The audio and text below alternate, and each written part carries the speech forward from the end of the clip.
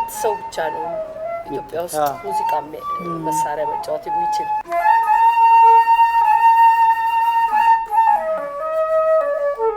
እድሜ ወስነዋል እንዴ ለመማር ነሽጥ አረገኝ።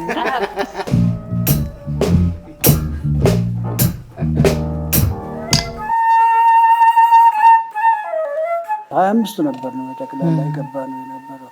ከዛ ውስጥ ነው 3 ተማሪ የተመረቀው። እናቴ እኔን እርጉዞና ሙዚቃ ትማር ነበር። እሷ ከልካይ አልነበራትም።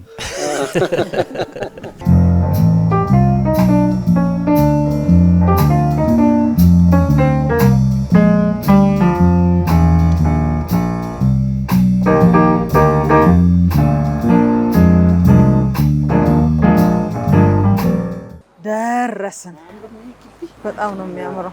እሺ እንግዲህ ቤተሰቦቻችን የዚያራ ሰዓታችን ነው።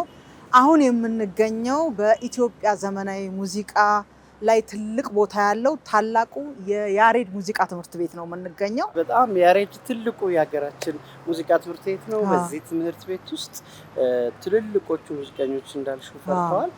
ከቡልጋሪያ መንግስት ጋር በጋራ በመሆን ነው በ1960ዎቹ ይሄ ትምህርት ቤት የተቋቋመው። አሁን 60ኛ ዓመት እየሞላው ነው። ገብተን ደግሞ ውስጥ ቫዮሊኑንም ቼሎውንም ፒያኖውንም መሰንቆውንም እንሞክር። እንዴት ነሽ? ባንደና ቆየሽ? እንደምን አለሽ? ሰላም ነሽ? እንዴት ነሽ? ደህና ነሽ? አለን እግዚአብሔር ይመስገን። እንኳን ደህና ቆየሽ። የሽም ነሽ? ሰላም ነሽ ወይ?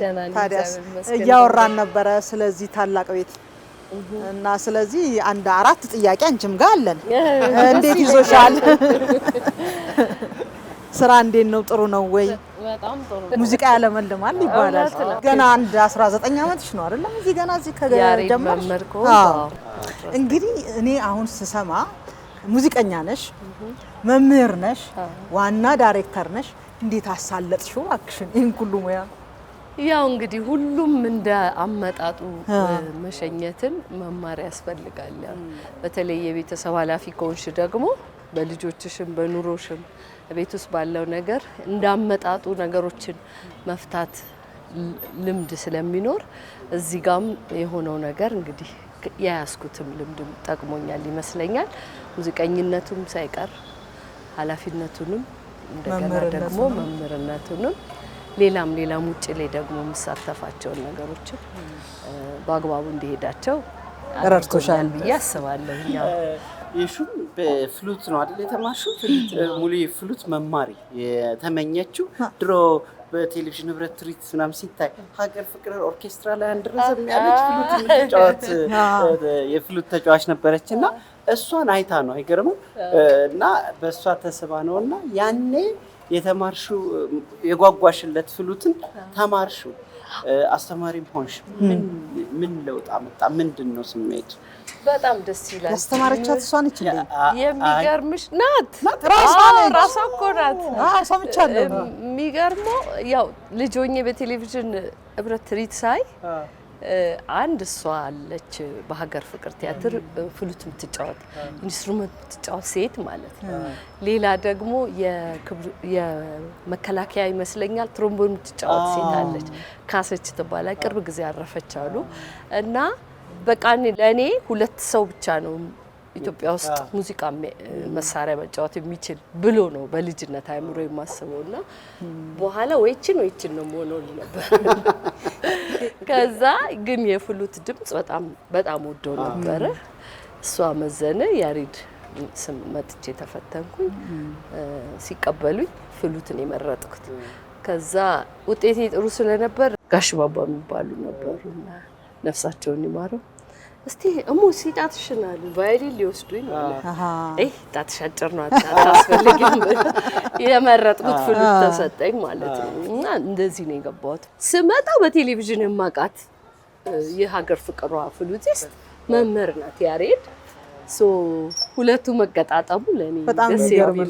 ስለዚህ የተመኘሻት ሞዴል አረገሻት ሴት እንደገና እዚህ ስትመጪ አስተማሪሽ ሆነች፣ መምህር ሆነች። አሁን ኮሊጌ ናት። አብራችሁ እየሰራ እንደገና የሥራ ባልደረባ ይሆን። እጅግ በጣም ደስ ይላል። እስቲ ትንሽ አስጎብኝኝ።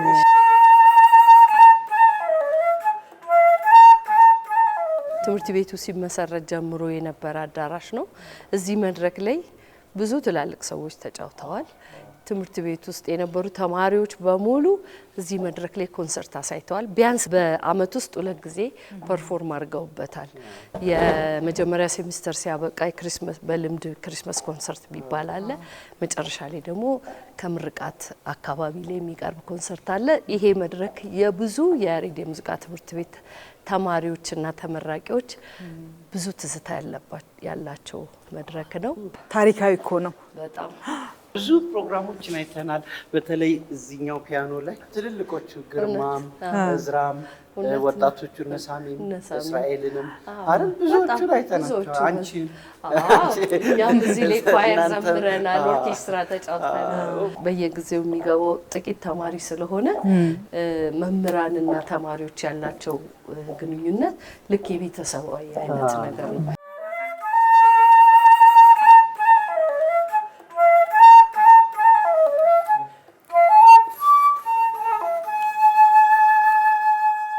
ስልሳኛ ዓመቱን ሊያከብር ነው አይደለ?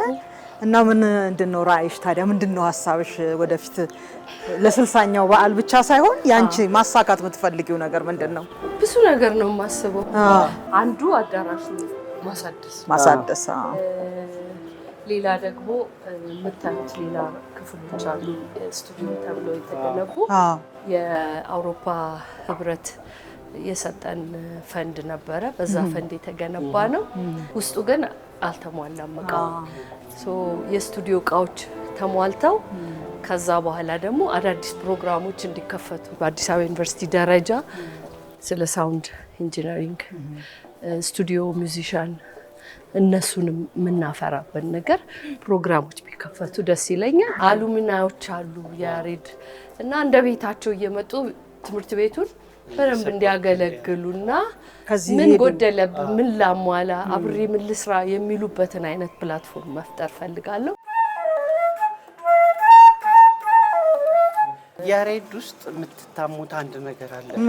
እስቲ ንገረኝ። ሞር ለክላሲካል ኢንስትሩመንቶቹና ለክላሲካል ሙዚቃው ትኩረት ትሰጣላችሁና ይሄ ባህላዊ ላይ ወይም የኢትዮጵያ ነባሩ ላይ ደከም ትላላችሁ ይሏችኋል። አይደለም በማለት አይደለም፣ እንደውም ቢስፋፋ ደስታ። አሁን እንደውም ምንድነው እያደረግን ያለ ነው? ጥናት እየተደረገ ነው። ራሱን ችሎ የሚያስመርቅ የባህል ኢንስትሩመንት ሴክሽን እንዲኖር ማለት ነው። እና እሱ ላይ እየሰራን ያለ ነው። እዚህ ጋር ስቱዲዮ ላስጎብኛችሁ። እሺ፣ እድሜ ወስነዋል እንዴ? እንዱ ለመማር ነሽጥ አረጋኝ። ምንም አይወስነውም። አዎ፣ በግል መማር በደንብ ትችላለሽ። ይሄ እንግዲህ ስቱዲዮአችን ነው። እንደምታዩት ብዙ ነገር መሟላት አለበት። ቤቱ ግን በደንብ በጥሩ ሁኔታ ተሰርቷል። ቅድም ዩሮፒያን ዩኒየን በሰጠን ፈንድ ያሰራነው ስቱዲዮ ያልነው ይሄ ነው።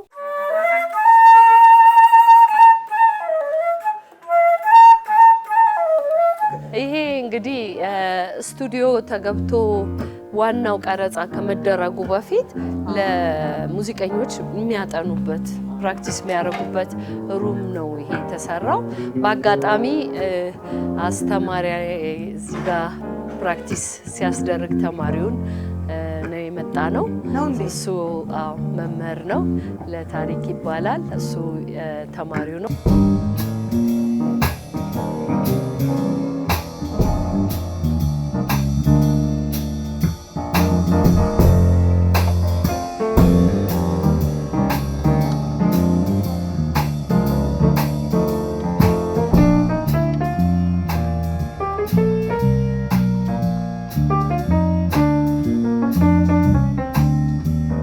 እዚህ ጋር ድራም ሴት አለ፣ ፒያኖ አለ። እስቲ ድራም ሞክሪ። ድራም ምን ይሞክራል? ያዝ። እኔ ድራም አይቼ ዝም ማለት አልችልም። የሚያግዘኝ ሰው ካለ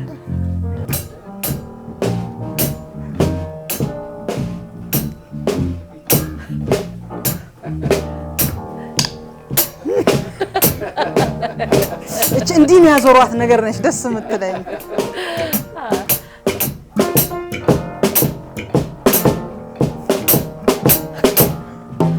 በጣም ነው የምወደው።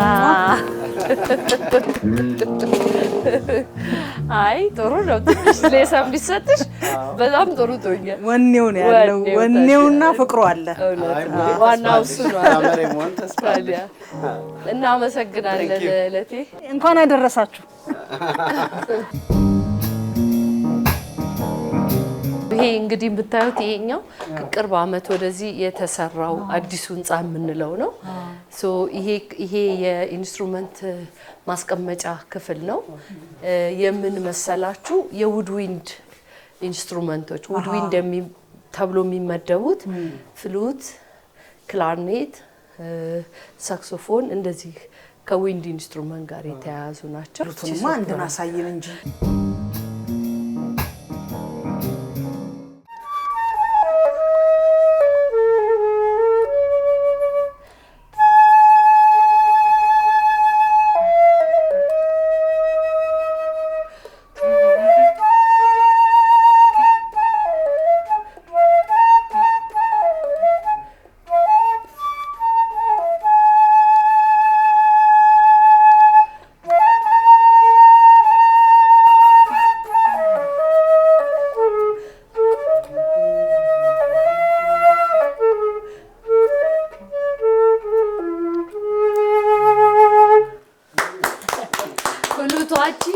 ጥገና የምትፈልግ ፍሉት ናት።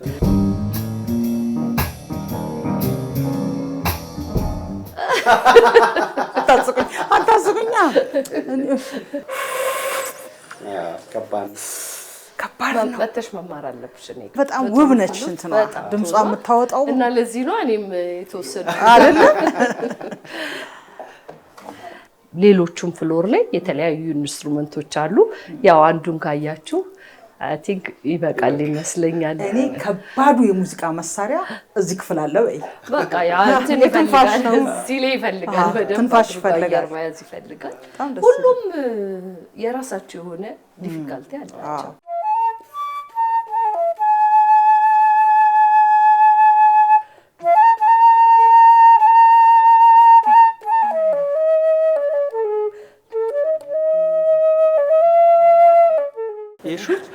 ያሬድ ሙዚቃ ትምህርት ቤት በኢትዮጵያ ዘመናዊ ሙዚቃ ውስጥ ምን አስተዋጽኦ አበርክቷል? አሁንስ ወደፊት ምን እያበረከተ ነው? አሁን ላይ ያለው ሁኔታ እንግዲህ ያሬድ ሙዚቃ ትምህርት ቤት የመጀመሪያው የዘመናዊ ትምህርትን የጀመረ ነው። በስርዓተ ትምህርት ተቀርጾ ማለቴ ነው። ዘመናዊ ሙዚቃ ኢትዮጵያ ውስጥ መጣ ከተባለ እንግዲህ በዳግማዊ አፄ ምኒልክ ዘመነ መንግስት ጀምሮ ዘመናዊ የተባለበት ምክንያት ዘመናዊ ኢንስትሩመንት ኢትዮጵያ ውስጥ ስለገባ ነው። እዚህ ግን ሳይንሳዊ የሆነውን ትምህርት በደንብ ካሪኩለም ተቀርጾ ለተማሪዎች እየሰጠ እንግዲህ ከ1959 የገቡ የመጀመሪያዎቹ ገቢዎች ጀምሮ 62 ተመረቁ። ከዛ ጊዜ ጀምሮ በየአመቱ ብዙ ሙዚቀኞችን እያፈራ ነው ያለው። ከተማ ውስጥ እንደምታዩት ስቱዲዮ ውስጥ አሉ። ዓለማዊው መንፈሳዊም ስቱዲዮ ውስጥ የሚሰሩ ልጆች ብዙ ከያሬድ ይወጡ አሉ። ከተማ ውስጥ ያሉ ትልልቅ ባንዶች ውስጥ ያሉ የኛ ተመራቂዎች በብዛት ናቸው። በመምህርነት የተለያዩ ዩኒቨርሲቲ ውስጥ እንደ ዲፓርትመንት ተከፍቷል አሁን እና እዛም አደራጅተው እንደ መምህር ሆነው የሚያገለግሉ አሉ። የተለያዩ ከተማ ውስጥ ያሉ የግል እና የመንግስት ትምህርት ቤቶች ውስጥም በመምህርነት አሉ። ባህል ሴክተር ውስጥ አሉ። መንግስታዊና መንግስታዊ ያልሆኑ ድርጅቶች ውስጥ የሙዚቃውን ሴክተር ወክለው የሚሰሩ በጣም ብዙ ተመራቂዎቻችን አሉ። ኢትዮጵያ ውስጥ ያለው ዘመናዊ የሙዚቃ እንቅስቃሴ ውስጥ ትልቁን አሻራ እያሰፈረ ያለው ያሬድ ሙዚቃ ትምህርት ቤት ነው ብዬ ነው ማምነው። ይሄ ደግሞ አሸናፊ ከበደ ሴንተር ይባላል። የዚህ ሴንተር ኃላፊ ሆነው እየሰሩ ያሉት አቶ ጆርጋ መስፍን ይባላሉ። እንዴት ነህ? ከእንደና ሰላም ነህ? እንደምን አለ? ታዲያስ ጆርጋ ወአለይኩም ሰላም። ታዲያስ እንዴት ነህ? እና ይሄ አሸናፊ ከበደ ሴንተር ይባላል። ብዙ የሙዚቃና የተለያዩ አክቲቪቲዎች ይደረጉበታል። በጣም ጥራታቸውን የጠበቁና አዳራሹን የሚመጥኑ ብዙ ዝግጅቶች ወደፊትም ይደረጋሉ ብለን እንጠብቃለን። አቶ ጆርጋ እዚህ አጠገባችን አለ። ወደፊት እንግዲህ ደግሞ ከሱ ጋራ ፕሮግራም ትሰራላችሁ። ይሄ ሴንተር መጀመሪያ አሸናፊ ከበደ ተብሎ ሴንተሩ ሲመረቅ ጠቅላይ ሚኒስትር አብይ አህመድ መተው መርቀዋል። መክፈቻ ፕሮግራሙም ላይ ነበሩ። በነገራችን ላይ ሰኞ ኮንሰርት አለ እዚህ አሸናፊ ከበደ። ስለዚህ የያሬድ የሙዚቃ ትምህርት ቤት ትልቁ ኦርኬስትራ እዚህ ፐርፎርም ያደርጋል። ተጋብዛችኋል። ይሄ በእሳቸው ስም አይደል ሊሰየመው? አሸናፊ ማን ናቸው? አሸናፊ ከበደ ማን ናቸው? እንግዲህ ፕሮፌሰር አሸናፊ ከበደ ማለት የያሬድ የሙዚቃ ትምህርት ቤት እንዲመሰረት ትልቁን አስተዋጽኦ ያደረጉ ሰው ናቸው። ከዛም በኋላ ትምህርት ቤቱ ተሰርቶ ስራ ሲጀምር ደግሞ የመጀመሪያው ዳይሬክተር ሆነው አገልግለዋል። ብዙ ሙዚቃዎች ጽፈዋል። ግን እሳቸው በጣም ደግሞ የሚታወቁበት The Shepherd with the Flute በሚባለው ኮምፖዚሽናቸው ነው። ሌላም ብዙ መጽሐፍቶች ጽፈዋል። ጥናቶች ብዙ አላቸው እና አሸናፊ ከበደ ትልቅ የሙዚቃ ባለሙያ ነበሩ። ጥቁር ኮምፖዘር ተብለው አውሮፓ ላይ ብላክ ኮዳሊ ይባሉ ነበር።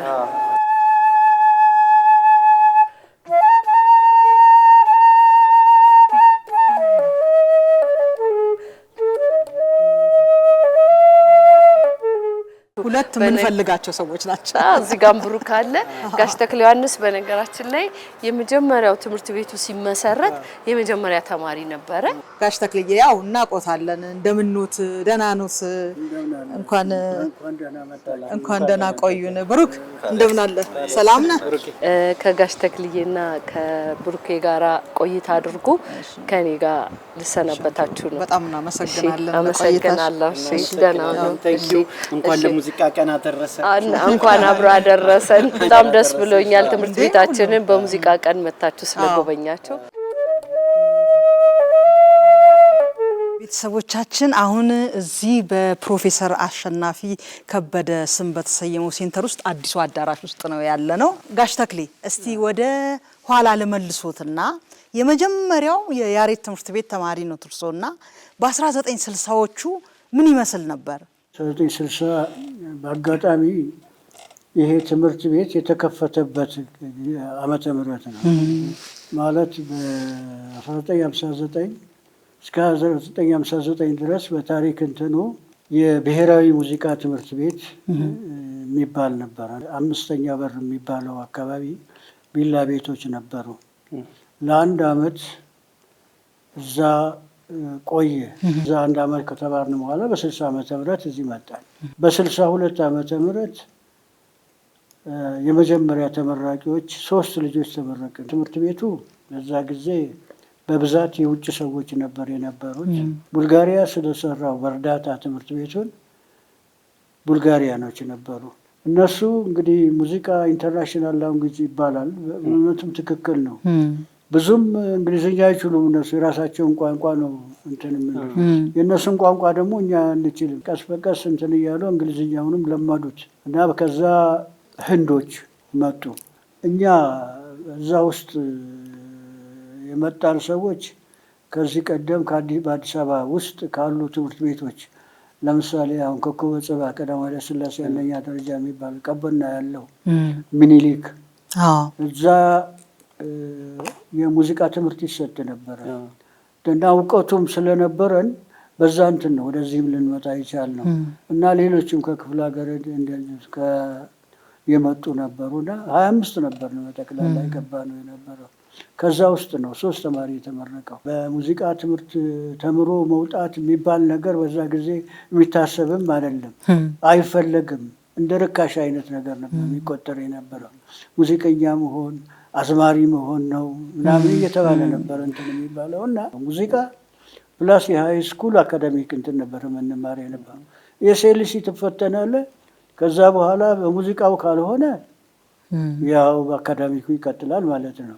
በእንደዚህ አይነት ነበር እና በጣም አስቸጋሪ ነበረ። ብሩክ እንዳለመታደል ሆኖ እነጋሼ ጋር የነበረው ችግር ብሩክ ጋር መጣ ብሩክ የኛም ታናሽ ነው፣ ግን እኛ ዘመን ላይ ሙዚቃ ትንሽ እንድንማር እንድንሰራ ቲያትርም የመፍቀድ ነገሩ ቤተሰብ ነበረ። በነጋሼ ዘመን የማይታሰብ ነበር። ብሩክ ያንተ ቤተሰቦች ሙዚቃ እንድትማር በጭራሽ አይፈልጉም ነበርና ሙዚቃ የደረሰበት እንዳትደርስ ተብለህ ምንድነው እንደዚህ በሙዚቃ ፍቅር ጨርቅህን አስጥሎ ሙዚቀኛ አድርጎ ያስቀረ?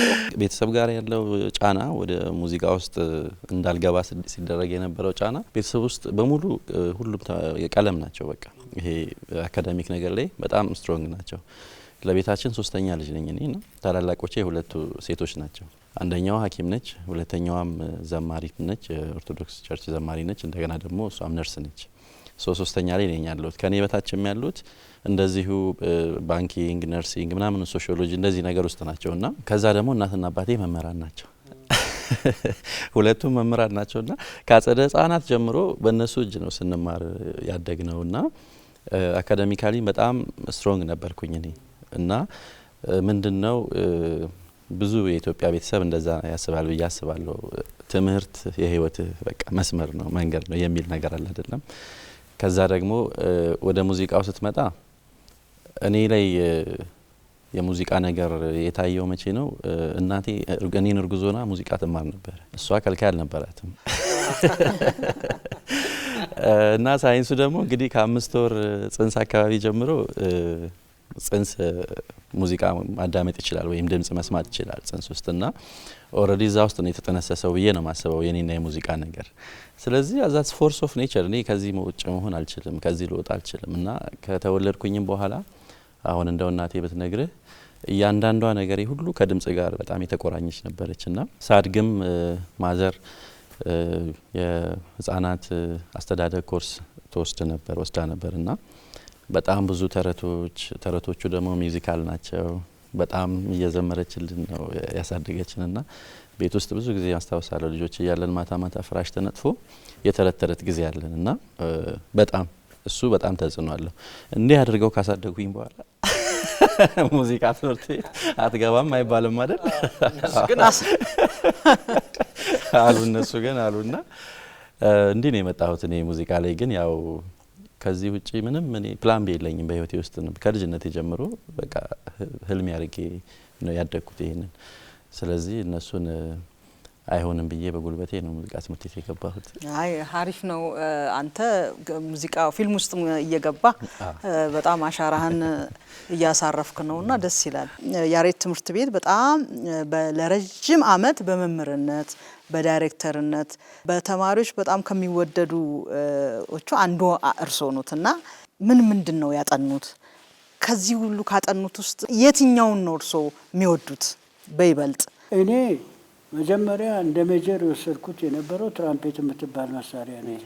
እሷን 4 አመት ተምሬ በእሷ ነው የተመረቁ ከዚህ ትምህርት ስመረቅ እና በዋሽንት 2 መሳሪያ ነው በቃ መጫወት የሚቻለው እንደ ሜጀር ወይ እንደ ማይነር አድርጎ ማለት ነው። ሌላው እንግዲህ ብዙዎቹ ቲዮሬቲካል የሆኑ ነገሮች ናቸው። በቃ እነሱ ደግሞ ያው መሳሪያውን ለማጣት ድጋፍ የሚሰጡ እንትኖች ናቸው። ፒያኖም ሰምቻለሁ። ፒያኖም እጫወታለሁ። ችግር የለኝም። እና ተምሬያለሁ። እዚህም ተምሬያለሁ፣ ውጭም ተምሬያለሁ። ውጭስ የተማሩት ምንድነው? ውጭማ ኮንዳክተር ነው። ኮንዳክተር ማለት ጠቅላላ ኦርኬስትራ የሚመራ ሰው ነው። ኳየር የሚመራ ሰው ነው። ብዙ ሰው ወደ 500 600 በምስል እኮ ብሩክ እያሳየን ነው እንዲህ እያለ እንደሱ ነውና እሱ ነው የተማርኩት። እርሶ የትኛውን ይመርጣሉ? ለየትኛው ያደላሉ? እኔ ደስ የሚለኝ መጀመሪያ የተማርኩት የነበረውን ትራምፔት ነበር። ከእድሜ ጋራም እሱ ብዙ ጊዜ አይሄድም። እኔ ኮንዳክተርነትንም ሰርቼበታለሁ። እዛም ብዙ ትምህርት ቤቶች እንደዚህ ኡችሊስ የሚባል እንትን አለ። ልክ እንደዚህ እንደ ያሬድ ሙዚቃ ትምህርት ቤት አይነት ኮንሰርቫቶሪ የሚባለው ደግሞ ከፍተኛው ነው የመጨረሻው የምትማርበት ነው። እና እንደዛ ውስጥ እየሄድን ፕራክቲስ እናደርጋለን ስንማር ምናምን እና እንደዛ እንትን ስለሆነ ኮንዳክተርነት እንትኑ ደግሞ ያው እንደ ባህላቸው ስለሆነ እሱ ነገር እኛ ጋር ብዙ የለም። አንዳንድ አልፎ አልፎ ነው እንግዲህ አንዳንድ ስራዎች ሲመጡ ያንን አይነት ስራ እዚህ የምንሰራ እሱ ደስ ይለኛል። ጋሼ ሶቪየት ህብረት ሄዶ ኮንዳክቲንግ ተምሮ መጣ። ብሩኬ ደግሞ ከቤት ሙዚቃ እንዳትማር ሙዚቃ በደረሰበት እንዳደርስ ተብሎ ያሬድ ገብቶ ተማረ። ግን ያሬድ ገብተህ መማር ብቻ ሳይሆን ከያሬድ በወርቅ ሜዳሊያ ተመረክና በማዕረግ ጨረስክ። እሱ ብቻ ሳይሆን በማዕረግ ከጨረስክ በኋላ እዚህ ያሬድ ትምህርት ቤት ውስጥ በችግር እንደተማረ ሰው አይደለም፣ ተቸግሮ ነው የተማረው። ማለት ቤተሰብ ጋር በድብድብ አይደለ። ስለዚህ ግን እዚህ ደግሞ ጎበዙ አስተማሪ ሆንክ፣ የዲፓርትመንቶች ሄድ ሆንክ አይደል? አሁን ዲፓርትመንቶቹን ትመራለህ አይደለ? ይሄ እንዴት ነው? ያሬድ ውስጥ ያለህ ነገር ምንድን ነው? በጣም ደስ ስለሚል ማለት ያሬድ ስንገባ ያው ኢንትራንስ ኤግዛም አለ። ሚውዚካሊ ታለንትድ መሆንን ተስጦ መኖሩን ማረጋገጫ 2 ዙር ፈተና አለና ለመጀመሪያ ጊዜ ያሬድ ስመጣ ክረምት ላይ ነው የሚሰጠው እሱ። ምናልባት በሩ ጋር ስትገቡ አይታችኋት ከሆነ አሁን አበባ አላፈራችም፣ ግን አንድ ዛፍ አለችና ፐርፕል ከለር ነገር አበቦቿ እንደዛ ናቸውና እሷ ዛፍ ክፍለ ሀገር እናትና አባቴ ቤት ልጆች እያለን አለች። 5 ሴቶች መሀል ነው ያደኩት። በነገራችን ላይ ብቸኛ ወንድ ነኝ እኔና ከሱ አበባ ጋር በጣም ኢሞሽናል አታችመንት ነበረኝ በልጅነት እና ያሬድ ስገባ በር ላይ የመጀመሪያው የተቀበለችኝ እሷ አበባ ነች እና ወደ ቤት የገባው ነው መሰለኝ። ስመረቅ ብቻ አይደለም በወርቅ የተመረቅኩት፣ ስገባም 100 አምጥቼ ነው የገባሁት። ስገባም አንደኛ ወጥቼ 100 አምጥቼ ነበር የገባሁት። ከዛ በኋላ በሙሉ 5ቱን አመት በጣም ሃይ ስኮር ያመጣሁኝ ተማርኩኝ። ከዛ የወርቅ ሜዳሊያ ወስጄ ነው የተመረቅኩትና ምን መሰለህ ቤተሰብን ብዬ ነው የመጣሁትኝ። ሙዚቃ በጣም የምወደው ነገር ነው። ፕላን ቢ በህይወቴ ውስጥ የለኝም ብያለሁ ከሙዚቃ ውጪ። ስለዚህ ገብቼም ጠንካራ ተማሪ ካልሆንኩኝ፣ ውጤታማ ተማሪ ካልሆንኩኝ እንደው ቤተሰብስ እንደው ምን እለዋለሁ? ቤተሰብስ አስበዋል? አስቸግረህ እምቢ ብለህ ገብተህ ሲነገረው አልሰማ ብለህ ምናምን የምትባለውና ሲቸግረው ትምህርቱን ያቆማል የሚል ሀሳብ ስለነበረባቸው ፖኬት መኒም አይሰጡኝም ነበር በየወሩና 1 አመት 2 አመት ቢያዩኝ ምንም መመለሻ የለኝም። ጭራሽ እንደውም ያመረረ ተማሪ ነኝ። እህቴ ታላቅ የሁላችንም ታላቅ እህት ሐኪም ነች ያልኩ ቅድም 100 ብር ትሰጠኝ ነበር በወር ብዙ ገንዘብ እኮ እዛን ጊዜ ተደብቃ ነበር የምትሰጠኝና ግን ብዙም የፋይናንስ ችግር አልነበረም። ምን አይነት ትራዲሽን አለ መሰለህ ያሬድ ውስጥ ያው ጋሽ ተክሌም ስላሉ ፎቶኮፒም ስንባል ኪሳችንን ባዶ ሲሆን ምን ካስተማሪዎቻችን ትንሽ እስቲ የማለት ልማድ አለና እነሱም አሁን ጋሽ ተክሌ ትራምፔት ሜጀር ያስተምራሉ። ተማሪዎቻቸው ማቴሪያል ሲሰጣቸው የሚያጠኑት ሄዳችሁ ፎቶኮፒ አድርጉ ሲባሉ አብረው ከገንዘብ ጋር ነው የሚሰጡን። እውነቱን ለመናገር እሳቸው እዚህ ስላሉ ሁሉም መምህር የሚያደርገው ነው እና ብዙ የገንዘብ ችግር ፊልም አትፊል አታረገውም። ኦልሬዲ አላማው ይበልጥ ነበርና ከዛ ቀረሁኝ እዚሁ ያሬድ ተቀጠርኩኝ፣ ስታፍ ሆንኩኝ። በዛ ላይ ደግሞ ማስተማር በጣም ሌላ የምወደው ነገር ነው። ሙዚቃን ወዳለሁ አስብ እንግዲህ ከዛ ደግሞ ማስተማር ከዛ ሙዚቃን ማስተማርና በጣም ደስ የሚል ነገር ነው። አሁን ደግሞ ታላላቆቻችንን መምህራኖቻችንን እየተካን የነሱን እግር እየተከተልን ኃላፊነት ቦታ ላይም እያገለገልን ነው። በርካታ ትልልቅ አንጋፋ ባለሙያዎችን ያፈራ ነው ያሬድ ትምህርት ቤት። የእርሶም አሻራ አለና ወደፊት ምን ቢሆን ምን ቢጨመር ራዩ በቃ ይሄ የኔ ምኞት ይሄ ነው የሚሉት ነገር አለ? አሁንስ አዳዲስ ከተጨመሩት ነገሮች ውስጥ ምን አርክቶታል? ትምህርት ቤቱን ትምህርት ቤት እንዲሆን ያደረግነው እኛ ነን ማለት ይቻላል። ምክንያቱም ብዙ መስዋዕትነት ተከፍሎበታል። እኔ በተለይ እዚህ ትምህርት ቤት ለ17 አመት ዳይሬክተር ነበርኩ እና በዛ 17 አመት እንትን ውስጥ ብዙ ነገሮችን አሳልፌያለሁ። ምን ያስፈልገዋል በትል የፈለግነው ነገር ሞልቷል። ግን ሰው ልጅ አለ አይደለም ብዙ እንትኖች ነገሮች የሚፈለጉ እንትኖች ነገር አለ። ከዚህ የበለጠ አዳራሽ ቢመጣ ደስ ይለናል። ከዚህ የበለጠ በጀት ቢፈቀድለት ደስ ይለናል። መሳሪያዎች ቢበዙ ብዙ ተማሪ ማስተማር ብዙ አስተማሪ መገኘት እንዲህ አይነቶች ነው። ቀስ በቀስ ነው እንቁላል በእግሩ ይሄዳል ተብሎ ነው እኛ ከእንደዛ እንትኖች ከ25 ተማሪ ገብተን 3 እንደተመረቅ ነው። ከዛ በኋላ አሁን የሚመረቀው ብዙ ነው። በሚገባውም እንደዚሁ ነው እና ስለዚህ እኔ በእኔ በኩል ሳትስፋይ ሆኛለሁ። እሱ ነው ዋናው፣ እሱ ነው ዋናው አይደለ እንዴ? በጣም ብሩኬ፣ ያ ሙዚቃ የደረሰበት ሰፈር እንዳደርስ የተባለው ብሩክ ማስተርሱን ይዞ አስተማሪ ሆኖ የሙዚቃ ተመራማሪ ሆኖ መምህር ሆኖ ቀጠለ። ግን ብሩክ ሙዚቃ ላይ የምር እሰይ ሙዚቃ ተማርክ የሚያስብሉ እኔ አሁን አንተን ሳስብ የሚሰሙኝ አሉ። በዋነኝነት ኢትዮጵያ ውስጥ የሳውንድ ኢንጂነሪንግ እጥረት አለ። ሳውንድ ኢንጂነሪንግ የሚያስተምርም የለንም እንደ ሀገር። የሳውንድ ኢንጂነሪንግ ትምህርት ያስተምራል ሙሉዬ፣ ትምህርት ራሱ ብሩክ ትምህርት ቤት አለው፣ ትምህርት ያስተምራል በግሉ። አሁንም እኮ ይዘነው ነው እኮ ሳውንድ ኢንጂነሪንግ ታስተምራለህ። ከዛ በተጨማሪ ደግሞ ምንም ኢትዮጵያ ውስጥ ትምህርቱ ባይኖርም ፊልም ስኮሪንግ፣ የፊልም ማጀቢያ ሙዚቃዎችን በመስራት በጣም ተወዳጆቹን ረቡኒም ላይ፣ ትራፊኳም ላይ፣ ሌሎቹም ተከታታይ ድራማዎቹ አሁን ያሉት ተከታታይ ድራማዎች ላይ በጣም አሪፎችን ሙዚቃ ሰርተሃልና ይሄ ፊልም ስኮሪንግ መስራትና መደበኛ ሙዚቃ መስራት መሀል ያለው ልዩነት ምንድነው? ድካሙስ እንዴት ነው? ቆንጆ ጥያቄ ነው። ገቢስ አለው ወይ? ገቢ የለውም። ገቢ የለውም። ከሱን ጀምር። ፊልሙ ራሱ ገና ገቢ ማስገኘት አልጀመረም አይደል? ያሬድ ሙዚቃ ትምህርት ቤት እንግዲህ ከሚያስተምራቸው ነገሮች ውስጥ አንዱ የክላሲካል ዲሲፕሊን አለ። አሁን ደግሞ ጃዝም ተቀላቅሏልና የፊልም ስኮር ደግሞ ሁሉንም ጃነር ይነካል። የማይነካው ጃነር የማይነካው ጃነር የለምና እኔ የትኛው ጃነር ላይ ነው በጣም ኢንትረስት ያለህ ብትለኝ የምጠላው የለኝም። ሁሉንም ነው የምወደው እንደ ሙዚቀኛ። ግን በሁሉም ጃነር ሂፕሆፕም፣ ራፕም፣ ክላሲካልም፣ ጃዝም፣ ሬጌም ምንም ይሁን ግን ደረጃውን ጠብቆ የተሰራው ሲሆን እሱ ጋር ነው ስሜቴ። ስለዚህ ወደ ፊልም ስኮር ስትመጣ የዚህን ሁሉ እውቀት ይፈልጋል። እኔ ራሴንም በማዳመጥም በማንበብም የፊልም ስኮሮች ላይም በራሴ መንገድ የተለየ ጥናትና ምርምር አደርግ ስለነበረ በጣም ፓሽን ነበረኝ ፊልም ሙዚክ የመስራትና ትራፊኳ የመጀመሪያ ፊልም ነው። ኢየሩሳሌም ካሳሁን ትባላለች ደራሲዋና ዳይሬክተሯ። አሁን ፒኤችዲዋን እየሰራች ነው፣ አሜሪካን ሀገር ነው ያለችው። አዲስ አበባ ዩኒቨርሲቲ ቲያትር ዲፓርትመንት መምህር ናት። ከሷ ጋር ነው የሰራነውና መጀመሪያ ነው የሰራሁት እሱን ፊልምና ከዛ በኋላ ነው በሱ ምክንያት ነው ሌሎች ስራዎችን በደንብ ፕሮሞትድ ሆኜ መምጣት የጀመሩት ማለት ነውና የመጀመሪያው ጉዳይ ፓሽን ነው። ምንም ነገር ከወደድክ የሚጠበቅብህን አይነት ዋጋ ትከፍላለህ ያንን ነገር አቺቭ ለማድረግ።